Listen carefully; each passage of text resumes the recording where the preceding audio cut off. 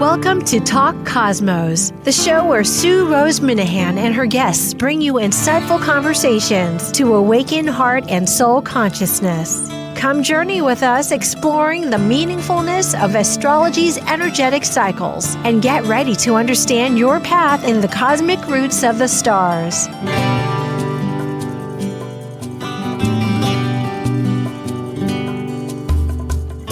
Hello, everybody. I'm Sue Minahan, Sue Rose Minahan, and this is Talk Cosmos on July 5th.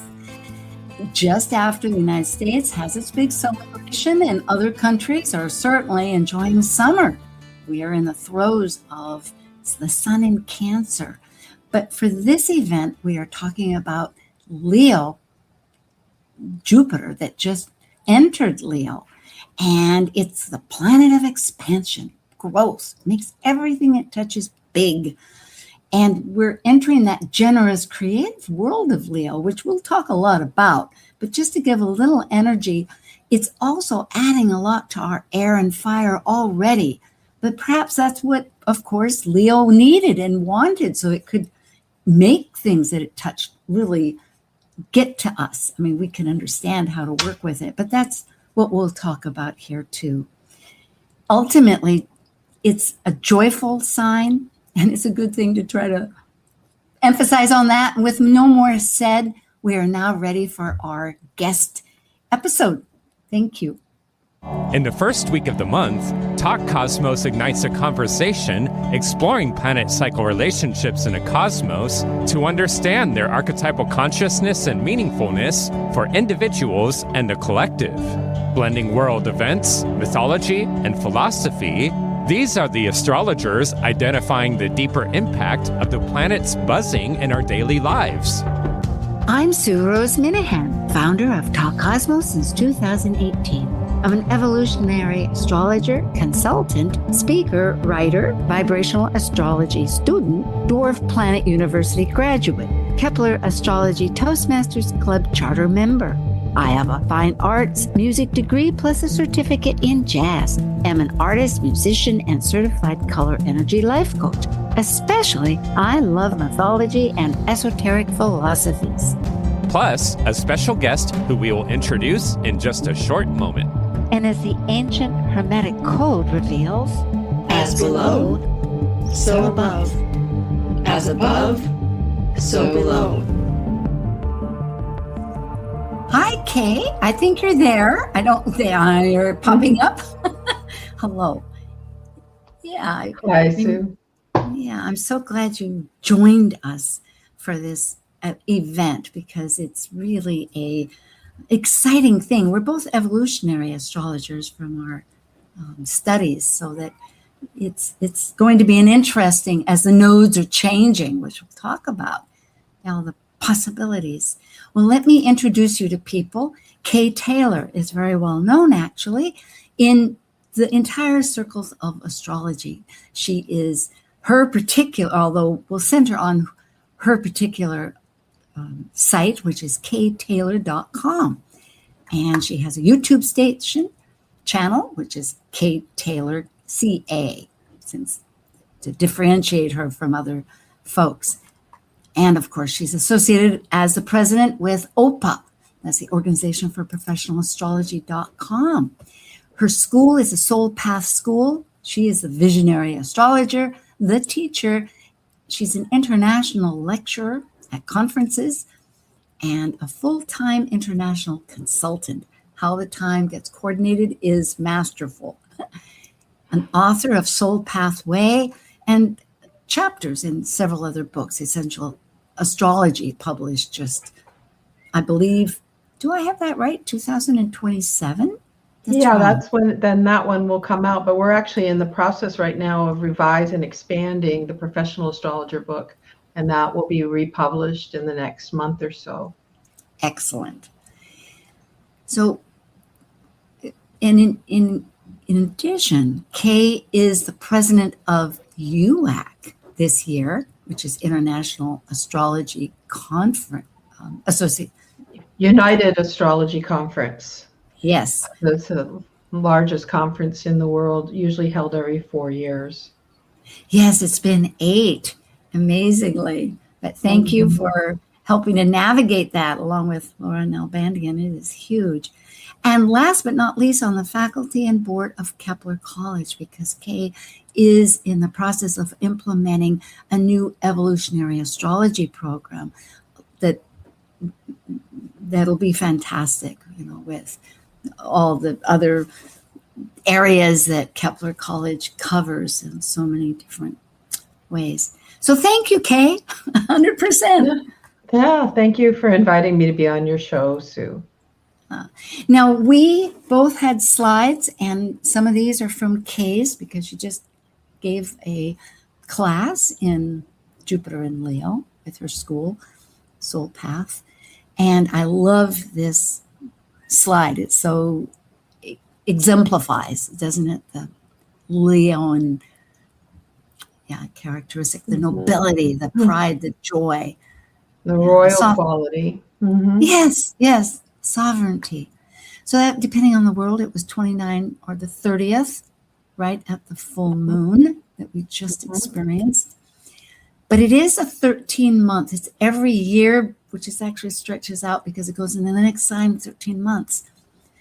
And the pre-shadow will begin on September 16th. In the middle, about 17 degrees Leo. And then it actually doesn't go retrograde until December, just before Christmas, 12th and 13th. At the end of it, it's towards the end at 27 degrees Leo. And it continues until April. So that'll be a good 4 months after spring break or spring, equinox, back at 17 degrees Leo. And then we have a post-shadow end, period. So it really extends for a long time. That'll be up until July of next year, till it finally ends on July 26th, going into Virgo.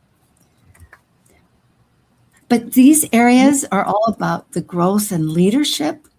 And I suppose here, just to have a conversation, to share that if in your chart, you might think, as we talk further, if you have a fixed sign, if your Jupiter is in Leo, you're having a return. What your nodes are, you might be having a nodal return, or a reverse if they're swapped, like North Node Leo instead of North Node Aquarius.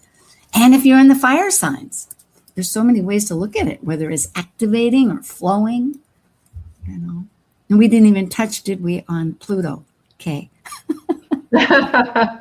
No, we haven't touched on Pluto yet. No, but Pluto is always there. Yeah. Yes, and it is it's in Aquarius, so it will be, almost a year and a half before the nodes get to Pluto. So. Oh, yes. Oh, I see. Yes. Because they go backwards. So people need to know that if they're newer to astrology, that when the nodes come into a sign, they're coming in the 29th degree. And over a year and a half, basically, they align back down to zero. And so, Pluto in the next year and a half will get up to about, let's say, 8-9 degrees. And that's when the nodes will join with Pluto. But in the meantime, we've got plenty to talk about with Jupiter and Leo. Yes. Yeah. And the weirdness of the South Node in Leo and Jupiter and Leo at the same time. So I know we'll talk about that a little later. It looks like the mirror of reflection will really come into us. And here we are. This is another one of your slides, right? Because it's a 12-year process.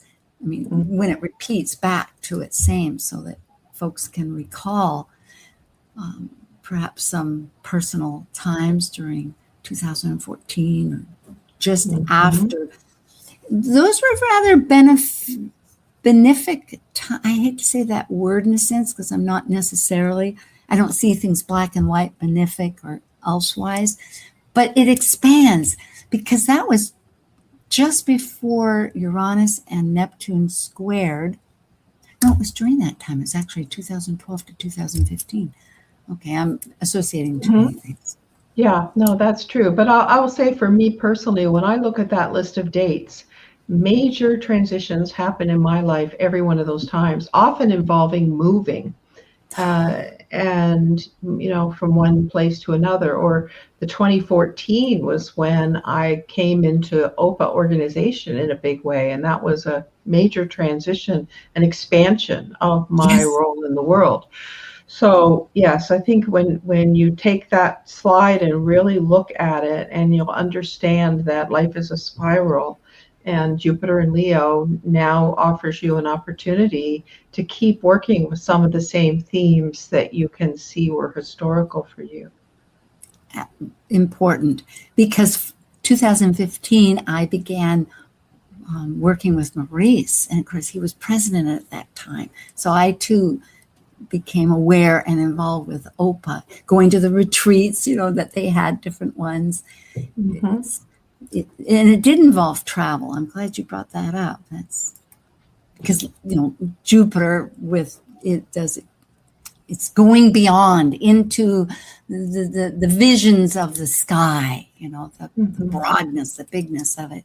Leo, this is another one of your slides, and evolutionary wise, there are different ways that we manifest things, and it's the whole transition of development from realizing the higher ways of expressing an energy to perhaps what we don't see because it's still in the shadow part.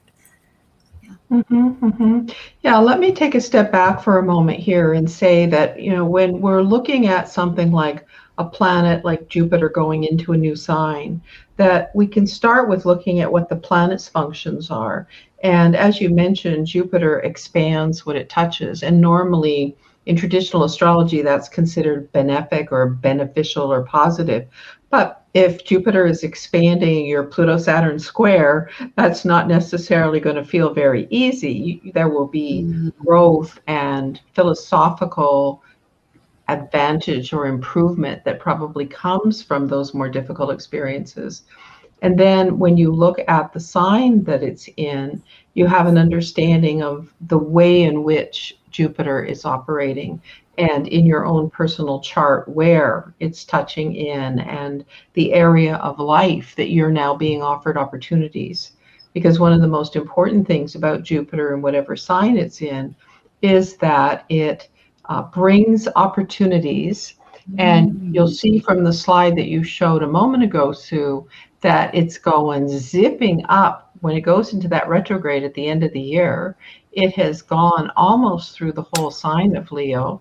And what that tells us is that when Jupiter offers us an opportunity, if you take a look at it in your ephemeris, you'll see that maybe it's on a degree point for a week, 2 weeks, 3 weeks. And it's not like Pluto. Pluto keeps steamrolling over you until you get the lesson. Jupiter doesn't care if you get the abundance or the expansion or the gift that it's bringing. It's like, here's a gift. Whoops, you missed it. Oh, here's another gift. Oh, you didn't move fast enough. You need to have a sense of yourself and what you wish for, what you want, how you want to expand yourself. That you stop underestimating yourself and playing small. And also Jupiter can be a little grandiose. It can go too much. So now you take Jupiter that has this tendency to either be grand and optimistic and hopeful, or, small and hopeless and not necessarily taking you to your true beliefs. You put in a sign like Leo that, as you see, these qualities can be powerful and creative and loyal, royal, or can be shadowy, can be narcissistic and shameful and painful. So there's a whole range of the sign of Leo that we have choice in how we operate. And for each one of us, being mindful of what these qualities are and focusing on being in our creative power will help us get the best of this transit. Yes, it is very true, because that generosity and love, which Leo exemplifies, is really, how far does that love go? Is it really going to the other person when they're in pain or whatever? It's a constant growth process. Yes. And that confidence you were bringing up is the leadership. I really think it's a great opportunity for us to realize that we have to take, and along with Chiron, which will show also having that self-worth, because they're in a square. The actual chart right now is activating that between Chiron that just went into Taurus and then Jupiter with Leo. So it's asking us to take stock and be bolder, without too much bravado, perhaps. I mean, it's a learning experience. Right. We're asked with Jupiter and Leo to expand somewhat more than maybe we're a little comfortable with, but not too much where it's grandiose and inflated and greedy, and not just, putting up with what we always put up with and playing small. And then the square to Chiron in Taurus, Chiron indicates a wound we have that is not really accurate. That's how I think about it. It's a belief we have from our karmic experiences. And the belief of Chiron in Taurus is, I'm not secure, I'm not safe, there's not enough money. And that's interesting when it's in a square with Jupiter and Leo, because Jupiter and Leo says, I'm amazing, I'm fantastic, I'm abundant, I have more than enough of everything, and I can be generous to others. And Chiron and Taurus is like, no, be careful. Like, don't go for what you want now, because you might not make enough money. So, given that we're in a difficult, scary time right now around the world economy, this play back and forth in the square between the expansive urge and the contractive, be safe urge will be something that we all need to find a good creative balance to. Because that's always the solution with a square, is how can you come up with a solution to bring them together creatively? And to trust yourself. I think increasingly the universe is asking us to center within, to have that focus here of your own values. And that's, of course, everything with Taurus too, finding that, and it changes your belief system. That's a lot of Jupiter itself is, what's your belief system?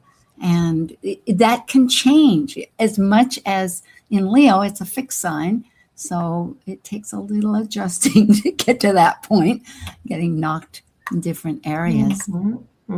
Yeah. But one thing that is really important for people when they're understanding transits that I think not everybody always knows is that you need to look at your natal Jupiter primarily as the grounding foundation, because that tells you what your belief system was as you came into this life. And you're constantly working on expanding that and bettering that energy. And then as Jupiter goes around the chart and spends about a year in every sign, then you get to understand Jupiterian energies, beliefs, philosophies, hope or hopelessness, expansion in that sign and in that part of the chart. And then that comes back to your basic belief system. And as you say, there's always the evolution and the expansion and shifting and changing of our beliefs to be more authentically true for us. Because a lot of times our first beliefs are steeped in karma and our family and cultural imprinting. Yeah, it's that groundwork. Amazingly, this particular transit, through various group conversations, I've realized, is opposing my Jupiter in Aquarius that is at the apex, my focal planet of a yod. So it's going to be, it's exciting. Yes. Discovering all this. Here is the actual chart, June 30th at 1:52 a.m. Eastern Time, choosing Washington, D.C. I could have done an Aries point or London with Greenwich, but here it is. And so houses may relate or may not, but the planets, they all stay the same. Amazingly, Chiron in this chart, of course, because it just ingressed on the 19th of June, recent, so it's moving slow and showing that square that we were just discussing. But it's right on the ascendant too, which is a healing for all of us, engaging, because I will add one thing with Pluto, I mean, not with Pluto, but with Jupiter, because it is our beliefs. And and Jupiter, well, Sagittarius more needs to express itself. It's not like Gemini that needs to talk, but it needs to express itself and voice its opinions. And I'm realizing that because it's in a fire sign, and Sagittarius, its own home sign, is also a fire sign. So it's the Aries, it's a fire, the triad there. That what can happen is, it's like, okay, Benjamin Franklin, it's 4th of July coming up, and we were watching it wasn't PBS, I think it's Netflix, about these many episodes about the revolution 250 years ago. And Benjamin Franklin said, well, when you get in a group of people, that everybody brings their baggage. In other words, you've got to work with their beliefs that could be totally different than the suggestion that you might be coming up with, meaning that if you're expanding with a Leo idea, I have this confidence to present what I'm thinking. I have the self of Aries, that I am myself, and I'm going to voice the belief that it can absolutely be conflicting with another person's, like you said, their assumed or sense of beliefs, without understanding that Sagittarius way, right, of grasping your points, that maybe would be different than what they just are working with. So it really requires a lot of interest to keep the conversation going, rather than just arguing. Rather than arguing. And there's been way too much arguing going on in this world lately. I know. But, coming into expansion, and remember the opposite of any sign considered to be the polarity point, or the medicine for it. Mm-hmm. So, Jupiter in Leo, the medicine is the sign of Aquarius. So if the Jupiter in Leo is getting argumentative and, I know everything and I know what's good for me, and therefore I think it's good for everybody else. Oh, yes. Yeah. Going to Aquarian energy and that rational centeredness on humanity, groups, the tribe, what everybody needs to be equal and equitable, and not so much all about me.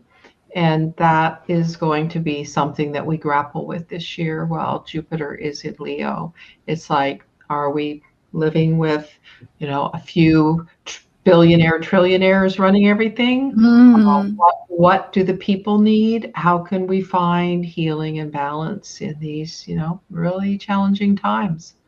Yeah, it's excellent. I love that.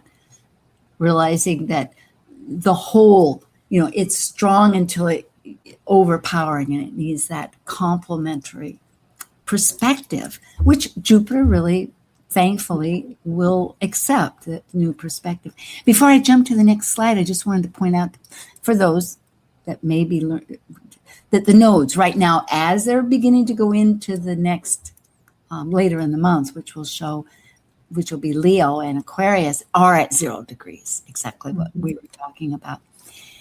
We have some time here to go into what is being spoken of throughout the entire astrological community, what André Barbault, a French Barbault. Yeah, thank you for that pronunciation. Barbault brought to general attention, and I think various of us have noticed as we've gone forward because we've had this mini grand trine between the outer planets, which is very exceptional. And then lo and behold, on the 19th to the 22nd, not only will those outer planets, but the moon and Jupiter are going to be all in this tremendous basket, as he called it, or cradle of and with the moon, it'll be which I'll show you, a grand trine. But it's so dynamic. And I was thinking, Jupiter is really the linchpin, or the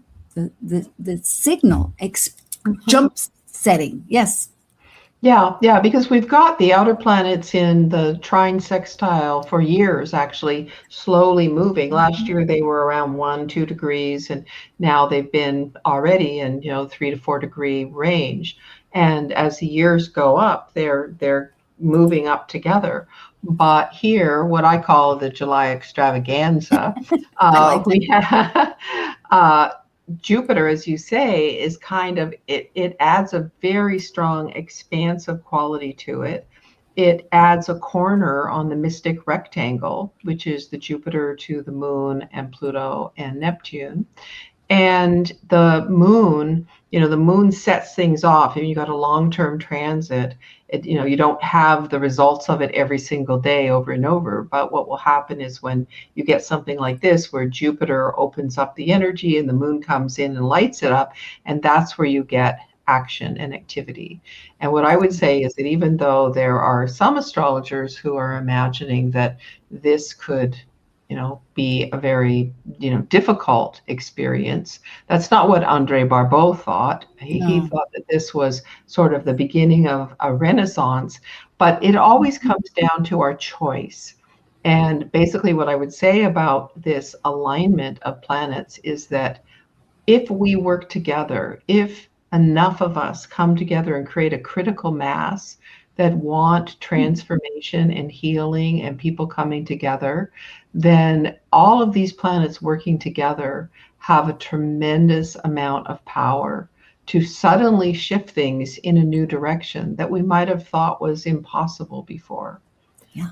So it's amazing.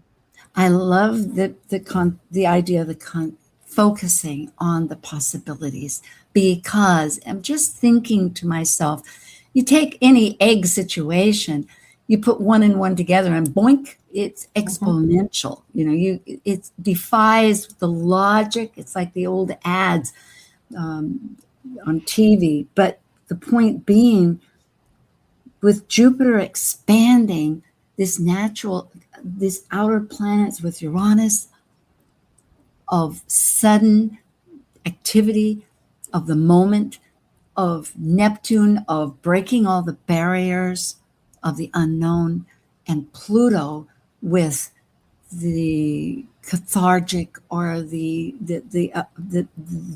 composting of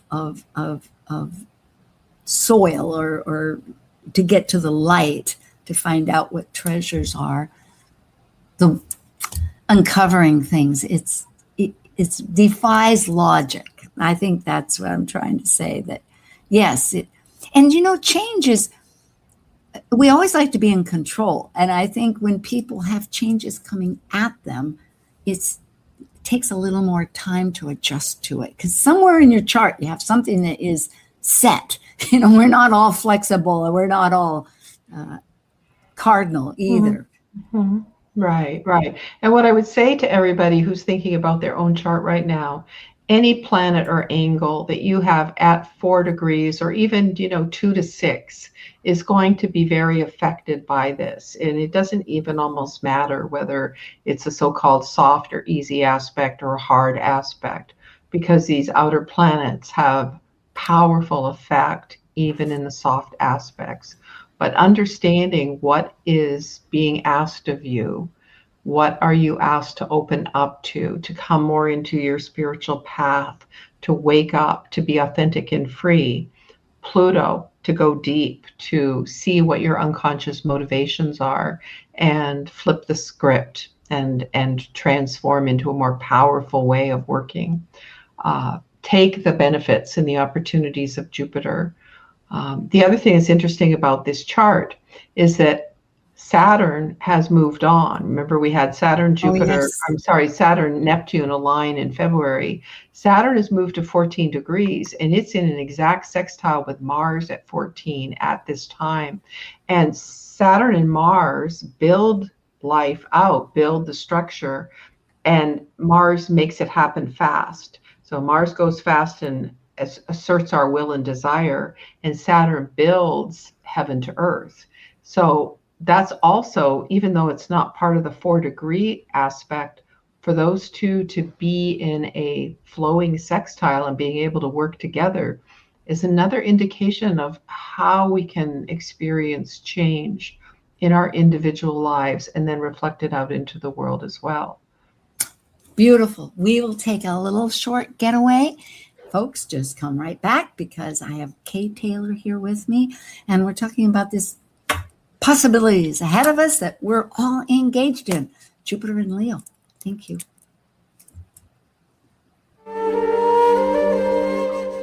While we take a break from this week's edition of Talk Cosmos, let's take a look at this cycle's archetype. Currently, we are in the period of Cancer. By leaving a cycle based on connecting mental communication to the external, the energy of Cancer involves emotions, which create our personal story through our emotional associations and attachments. As a cardinal water sign that is nurturing, Cancer needs to process emotions in one's own internal rhythm of cycles in order to complete an evolution. Talk Cosmos ignites insightful conversations to awaken heart and soul consciousness with hour-long programs every Sunday at 1 p.m. Pacific on KKNW. Also available to watch live on the Talk Cosmos YouTube channel and Facebook page. While you're there, make sure you click their like and subscribe buttons so you get the full Talk Cosmos experience. You can listen to earlier podcasts since 2018, either on most podcast carriers or under the video tab on Talk Cosmos YouTube. To join our expedition and find out about upcoming programs, sign up for the newsletter at talkcosmos.com and launch your week into the cosmic wonder. This is Martha Norwalk. Every Sunday morning, beginning at 9 a.m., thanks in part to newprosupplements.com, we cover the world of animals. This week, it's our energy balancing show with best practitioner Linda Rasmussen. We'll take your phone calls, and Linda will help you and your animal friends with emotional, behavioral, and physical issues. Hope you can join us for your free remote treatments. Martha Norwalk's Animal World, Sunday morning, 9 a.m. to noon, right here on Alternative Talk, AM 1150. Need help getting started with self-help? You came to the right place. Alternative Talk, 1150. Okay. Hello, everybody. I have Kay Taylor from Berkeley in the San Francisco area. Her website is ktaylor.com, and she's also the president of OPA, that's Organization for Professional Astrology, org. And she has this wonderful school, Soul Path Wisdom Community. Perhaps you want to tell us a little bit about it. Well, my Soul Path School, I teach evolutionary astrology from the beginning, from an intro class through relationship astrology, transits, progressions, figuring things out. I add psychosynthesis of spiritual psychology that helps actually heal the astrology hard aspects. I teach consulting skills. I teach intuition for astrologers. So I put that all together in my own program. And a lot of this is what Kepler College has asked me to create as a curriculum for them. Kepler, of course, is very academic. There's a lot of homework and hard work to do to get a good certificate or diploma with Kepler. But I am building that out and finding wonderful faculty people to be teaching the classes, and that is amazing. The Soul Path Wisdom Community is a community organization that I have within my whole process of teaching, and I teach a free class every Friday morning, usually on astrology, but sometimes on intuition or psychosynthesis. And there's also ways for people to connect. We have like a healing circle where people can suggest that they've got some, a cat or a dog or a friend who needs healing, and people work together on that. A book and film club. Just so many ways that we can connect with each other. And so that is on the homepage of my website that people can find out more about the community. That's exciting. I love that. Yeah. And then here too, so you have on July 11th, an intuitive life. Yes, that's an intuitive development class that's specifically connected to the challenges we're going on in the world and making sure that our intuition is strong and supports us to stay grounded in the heart. and we're working with, opening up the different chakra systems to be intuitive. And I'm teaching consulting skills both virtually and pre-UAC in person. And coming in the fall, there's the intuitive skills for astrologers. There's the introductory course at Kepler in evolutionary astrology, life changes, where you're tracking the planets in relationship to themselves, like Saturn returns and Uranus opposition and things like that. The cycles. Yes. So there's always lots of classes on my website to take. I am endlessly teaching, and as someone who has Jupiter in Gemini opposite Mars in Sagittarius, and I will be lecturing a course at UAC. I got a couple of great talks that I'll be doing there. They really feed each other, the Mercury and Jupiter. It's like learning a little bit more information, expanding and changing your beliefs, and teaching. It's really beautiful. About the consulting skills, not to take too much time, but does an astrologer need to have so many months or years of actual consulting experience to No, not at all. No. Do that? No, with the OPA peer groups, we ask that people have that's 6 right. months of paid consulting experience. But it's actually a great idea when somebody is a senior student in astrology and they're wanting to gain skill in working with people, and confidence really helps people understand how to work with a client in a way that resonates with the client, touches their heart, and brings the information across in a way that the client can truly access it. Yes. Yeah. And people who have been astrologers for 30 years have said, wow, it's great. I wish I had known this 30 years ago. Mm-hmm. So yeah, we really are able to reach in for people at all levels of astrology, as long as you know the basics of signs, planets, a little bit of synthesis. You can take this course and really gain a lot of benefit from it. Last question. Is it somewhat similar to NCGR's, I think it was NCGR's, or was it ESAR? ESAR ESAR has a consulting skills program. And and I was a consulting skills trainer for ESAR originally, and they gracefully gave me their curriculum to use as a base. But we added a lot more in our program around working with the unconscious bias of the astrologer, actually doing some healing work to understand how we might have unconscious patterns, and a lot more about cultural and diversity issues. So, but yeah, ESAR does have an excellent consulting skills program also. Well, thank you for that differentiation, because it is, I like very good. For myself, Talk Cosmos, next week I'll be talking by myself since Amanda's away, and I'm going to bring in some more about the moon mythology, just be more of an expansive conversation besides the new and the full. And then on the 19th, I was glad to get Rick Levine.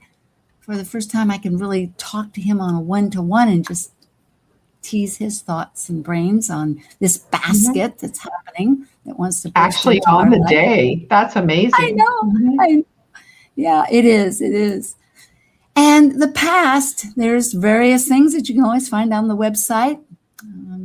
Everything from my Astro Jam mystery charts to another show I did by myself about time travel with Saturn Septune. Boy, get my tongue back in there. 6,000 years cycle. But on to now.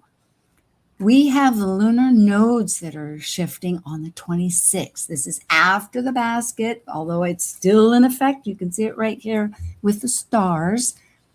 And it is an impactful plug into our consciousness again, because it has a lot of patterns that are wanting to speak into our hearts and minds, with the moon that's trying to adjust to this Jupiter that's expanding our things. It always takes time to have our emotions catch up with stuff. And then, Yeah. And people need to understand, I think, with the lunar nodes, when they change signs, they bring kind of a new agenda to us. And it happens about every year and a half. And the lunar nodes relate to eclipses. Eclipses happen near the nodes. And We talk about being eclipsed into something, or something changes radically and somewhat unexpectedly around eclipses. And it is generally for our best growth and evolution, although sometimes events are pretty strong and we're not ready for them. But the overall is that the transiting north node is where we're meant to focus our energies and develop, and the transiting south node is where we need to maybe let go of any shadow patterns there. So we've been in Pisces and Virgo for a year and a half, since the beginning of 2025. And that's been asking us to surrender and trust and come more fully into our spiritual and intuitive energy, into creativity, and letting go of Virgo shadow, which that tends to be worry and analysis and overthinking everything.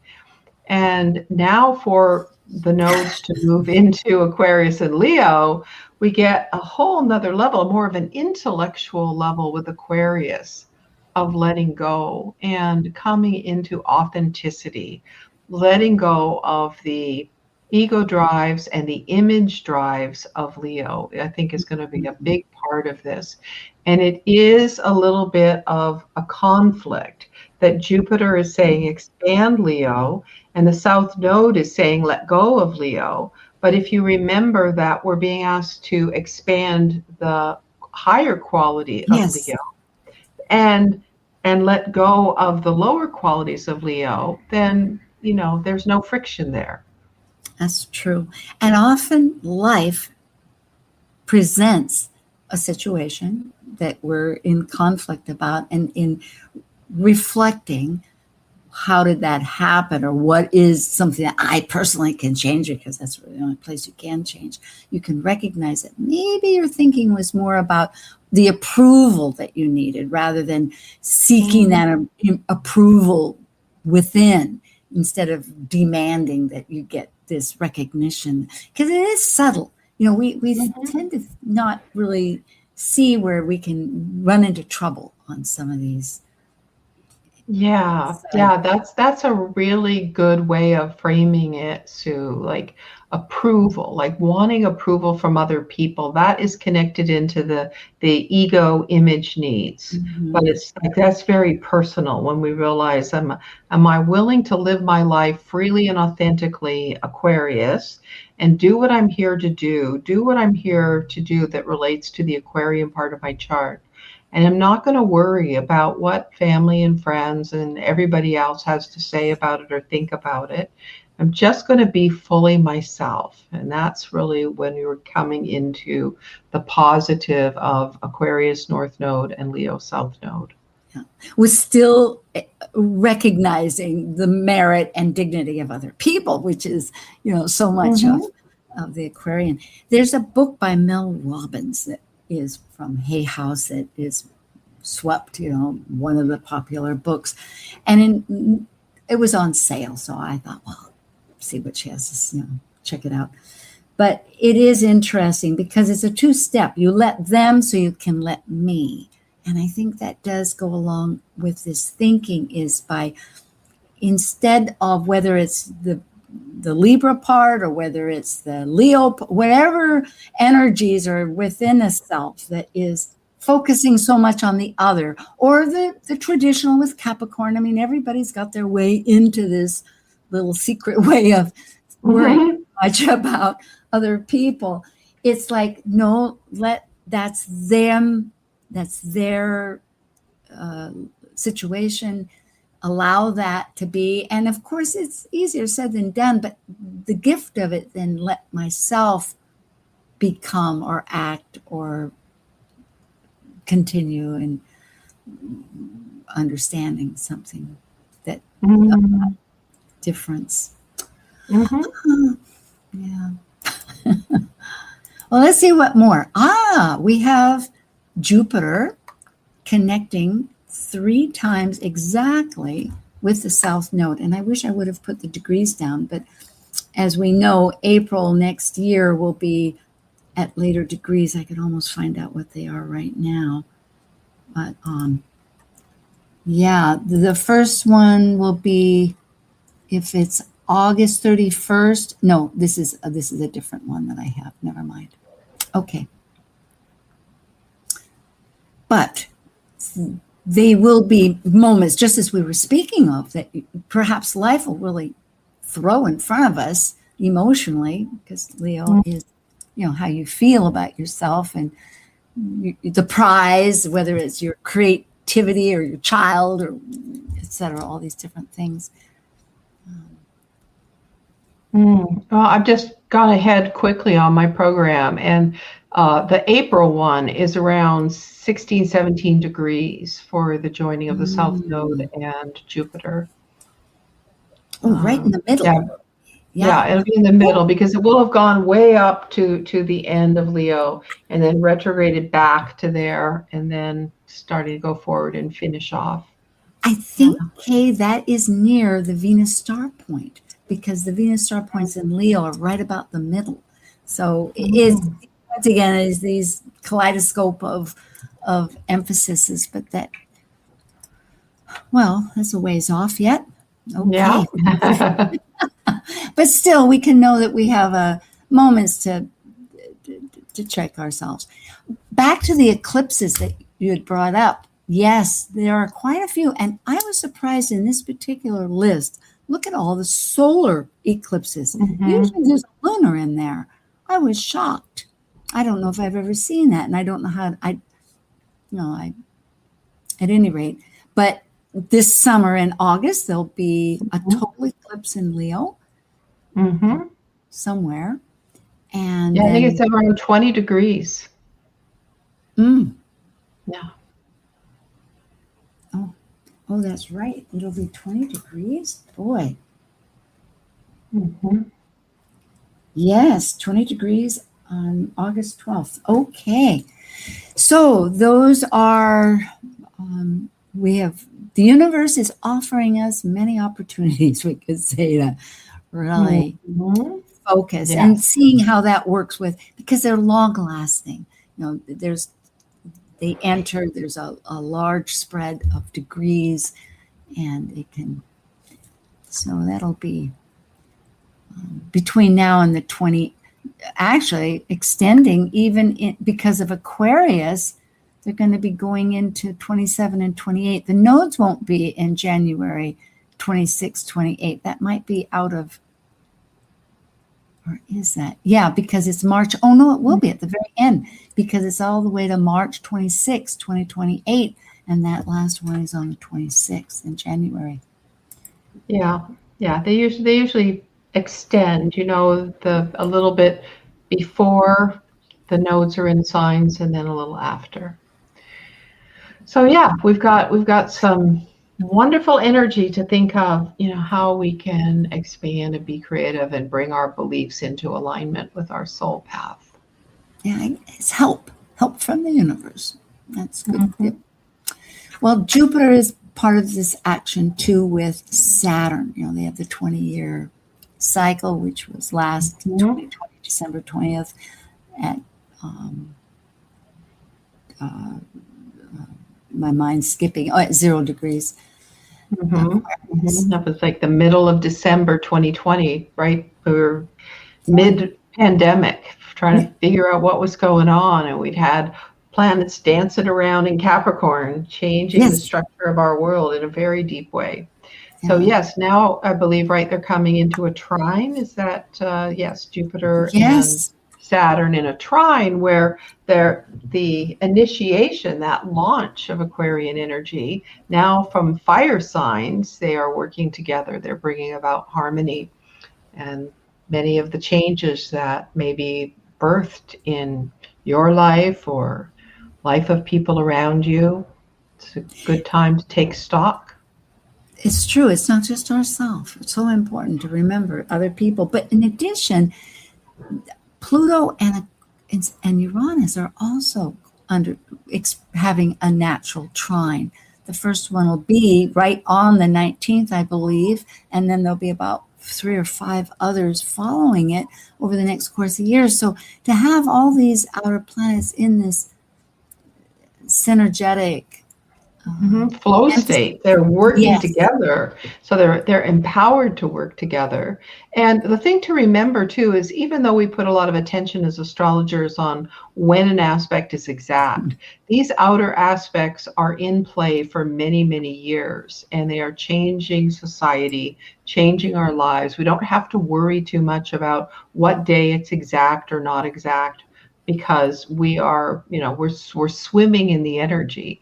And when it's a degree or 2 degrees separate and it's not exact yet, there's still harmony between those planets. Very important. Thank you, Kay.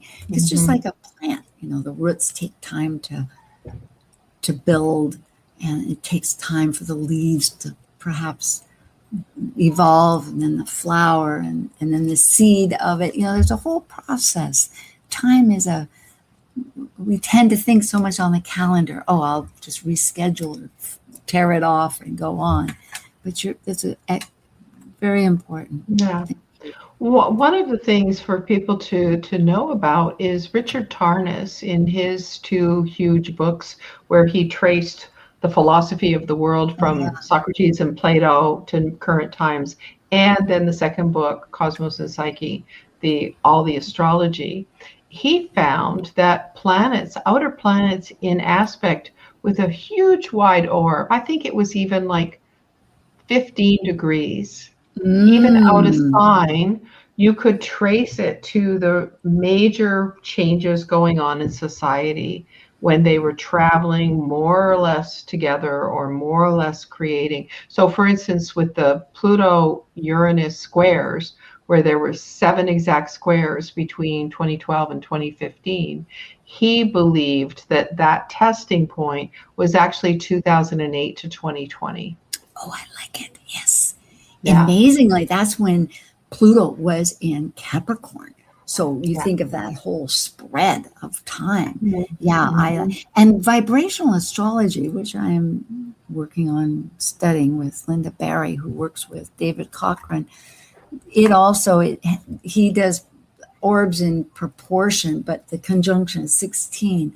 But I like what Richard Tarnas says about this, because it's all vibrational, and it is, with life. And how do you know if the ocean is beginning to wave towards you or not? Yeah. Well, Kay, this is one of your slides, and we're ending with, and we made it through all this stuff, but still, where is it in a person's chart? It's something, again, you've been bringing up so much, thankfully, for people to consider, because Leo is personal. It's one of the personal planets. Well, not planets, but signs. It's a personal sign, but even if it's not a personal sign, when a planet is doing something in the sky, and all the astrologers are talking about it, and what will happen, the most important thing for you to do is to see where it is in your chart. What house? Are there planets there or angles there? What's it going to touch? And looking ahead and seeing what is ideally meant to happen, and starting to think about that and put your plans into motion, and especially with Jupiter, to take advantage of the opportunities that you might have in that area of your chart. So be proactive, co-creative, not just sitting around and waiting for something to happen, because Jupiter won't bring opportunities to you unless you have preparation, right? They say, luck has to do with being prepared and being there at the right moment. I've heard many times, and I love this, I'm thinking about it, that the universe loves action. And when I think of just the fact of the evolution, if we go back to Darwin, that simply means that something began to change. So it was an action. So yes, it could be a tiny little thing, but it's true. For me, I have Pluto in the 11th, and it's in Leo. So I've been, at this time in life, I'm looking forward to changes. So yes, even with the unknown, I think that it'll be embrace, and your words of taking action, is very important. I hope people feel that, because that's where you can trust yourself and you have the empowerment. That's where you can make change, is with oneself. Yeah. Yeah. So I hope everybody feels encouraged. Yes. The heart core. Oh, like, yes, Leo the sun. And you know what? Every day the sun is moving. So we have that to anchor into and shine out. Thank you, Kay Taylor. And yeah, so I guess we'll tell everybody summer has begun. Your days have more hours, at least in the Northern Hemisphere. And hope you go to UAC or enjoy life however it meets you. Thank you. Thank you for joining this vibrant and insightful conversation on Talk Cosmos, the show where Sue Rose Minahan and her guests awaken consciousness by connecting heart and soul consciousness patterns with astrology's energetic cycles. Be sure to tune in next week, same time, same place, to continue your journey through the roots of the cosmic pathway.